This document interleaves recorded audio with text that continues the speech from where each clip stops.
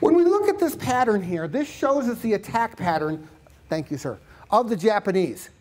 And it's a very unusual attack pattern. Again, Keegan lays it out real nicely, how they ran a simulation of this, not but 3 weeks prior, and running in non-shipping lanes.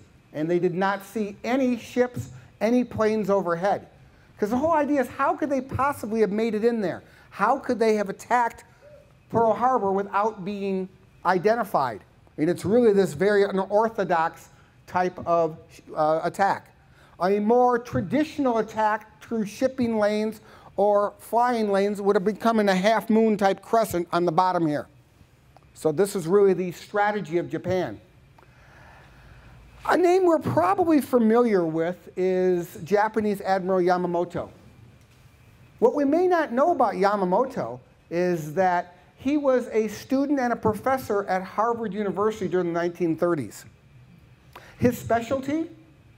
American industrial capacity. He was really one of the foremost authorities on what the United States could produce as far as industrial capacity for war manufacturing. And he literally begged the emperor not to awaken the infamous sleeping giant. So we look at a damage report, and again, approximately 2,400 US personnel were lost. Battleships sunk and damaged. The destroyers were sunk. Really what's missing from up here are the aircraft carriers. And by more luck than planning, and often your best planning is good luck, that the carriers were out. And that was one of the reasons why that the third attack, the third wave of attack, never came. Indeed, the Japanese had pretty well accomplished their mission with the first two waves, minus any type of carrier ships. Now, of course, in retrospect, as we investigate this as historians, and of course we have far more information than Japanese had during the exact battle time, they would have been much better use of their equipment to bomb the airfields. That's the one thing they did not do, was to destroy the airfields. But it's always easier to make these assessments in libraries long after the fact. When you look at the South Pacific, you've got to understand that Pearl Harbor was really just a first step. Understanding the range of planes at this time. Pearl Harbor was originally begun as a coaling station for the US Navy. We switched from sail to steam and ultimately to diesel rather quickly, so it never really manufactured as a coaling station. But Pearl Harbor was essential as the stepping stone across the Pacific. We're talking a huge amount of territory, which is why this chapter leads us nicely right into Midway, because in many respects, Midway was a much more important battle than Pearl Harbor. Pearl Harbor, of course, was deeply personal and absolutely essential to our country. But from a pure strategic point of view, the Battle of Midway, I think, would far eclipse it as far as military strategy. We know that December 7th, the day that will live in infamy, I'm going to make another try, because insanity is doing the same thing over and over, expecting a different result. I'm going to try and see if President Roosevelt can walk us into this declaration of war.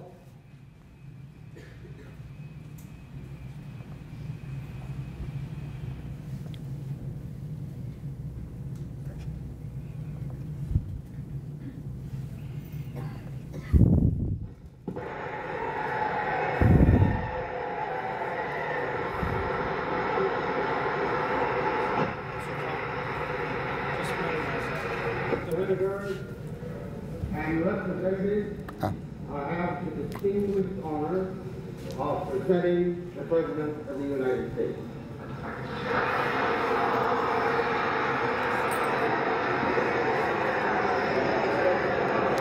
Yeah, I can't handle technology today. You're hitting the top President, itself. Mr. Speaker, The one that's independent of that. members of the Senate, which is and the House of Representatives. Minimize your first one. Yesterday, I only have one more. December 7th, Okay. 1941, a date which will live in infamy. The United States of America was suddenly and deliberately attacked by naval and air forces of the Empire of Japan. The United States was at peace with that nation, and at the solicitation of Japan, was still in conversation with its government and its emperor, looking toward the maintenance of peace in the Pacific. The attack yesterday on the Hawaiian Islands has caused severe damage to American naval and military forces. I regret to tell you that very many American lives have been lost. In addition, American ships have been reported torpedoed on the high seas between San Francisco and Honolulu. As Commander-in-Chief of the Army and Navy, I have directed that all measures be taken for our defense, but always will our whole nation remember the character of the onslaught against us.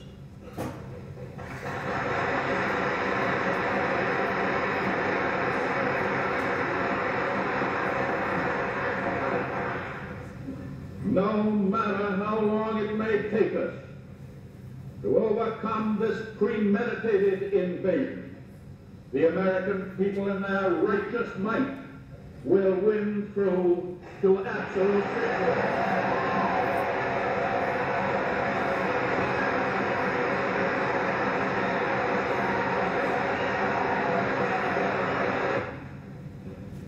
I believe that I interpret the will of the Congress and of the people when I assert that we will not only defend ourselves to the uttermost, but will make it very certain that this form of treachery shall never again endanger us.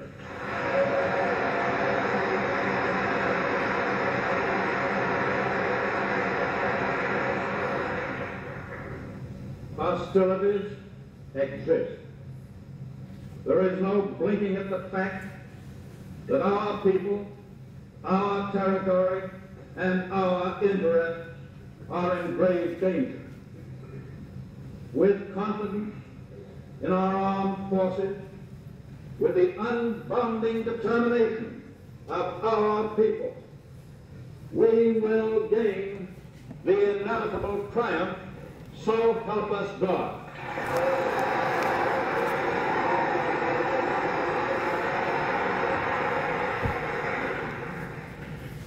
I ask that the Congress declare that since And that's over. We can put that back on the PowerPoint. And dastardly attack by Japan on Sunday, December 7th, 1941, a state of war has existed between the United States and the Japanese Empire.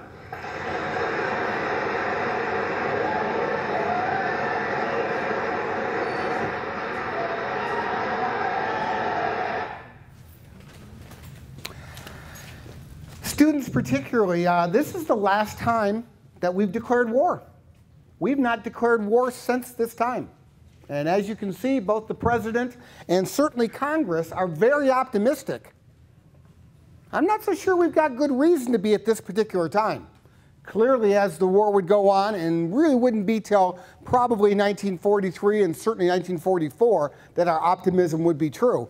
But this was the very last time we've declared war, which I love teasing my father, who served in Korea, that he's not a veteran, he's just a conflict veteran.